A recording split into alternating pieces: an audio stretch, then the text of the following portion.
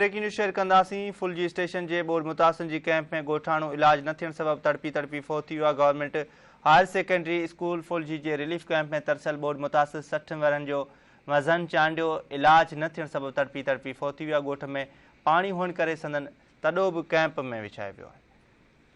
Breaking news आहे, अवां share कंदा हलूं पिया। फुलजी स्टेशन के बोर्ड मुतासिर जी कैंप में गोठाणो इलाज न थियण सबब तड़पी फौत थी वियो।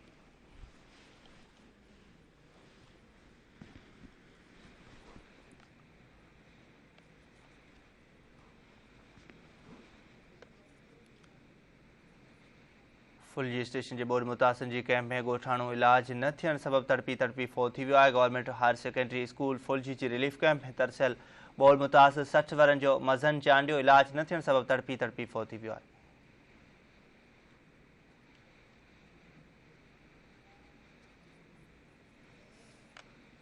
वहाँ के आगा कंदा हलूं पिया। गोठ में पानी हुअण करे संदन तॾो बि कैंप में ही विछायो वियो आहे। ब्रेकिंग न्यूज़ आहे, फुलजी स्टेशन के बोर्ड मुतासिर जी कैंप में गोठाणो इलाज न थियण सबब फौत थी वियो आहे। इन हवाले से अपडेट मालूम कंदासीं। अली रज़ा टेलीफोन लाइन ते मौजूद है। अली रज़ा, आगाह कजो इन हवाले से। जी बिल्कुल, मां तव्हांखे ॿुधाईंदो हलां। Government higher secondary school Phulji station जी रिलीफ कैंप में दरअसल बोर्ड मुतासिर 60 साला पीरसन मज़न चांडियो वलद बचल खान चांडियो इलाज न थियण सबब तड़पी फौत थी वियो।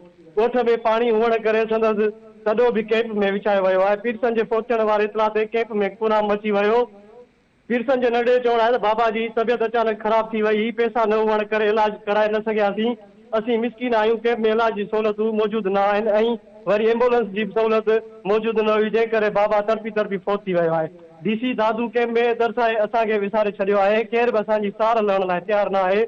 असांजी अखियुनि अॻियां बाबा तड़पी फौत थी विया। पैसा न हुअण करे असां उनजो इलाज न कराए सघियासीं। कैंप में का बि सहूलियत मौजूदु न आहे। मासूम ॿारड़ा, मर्द तोड़े औरतूं बीमारी में वरतल आहिनि। असीं डीसी दादू खां इंतज़ामिया खां मुतालबो था कयूं त कैंप में क़ाइमु असांखे सहूलियतूं ॾिनियूं वञनि, जीअं वधीक ॿारड़नि खे सहूलियतूं मिली सघनि ऐं वधीक जानियूं बचाए सघजनि। जी ठीक है, वॾी महिरबानी अली रज़ा सोलंकी तफ़सील ॾिना।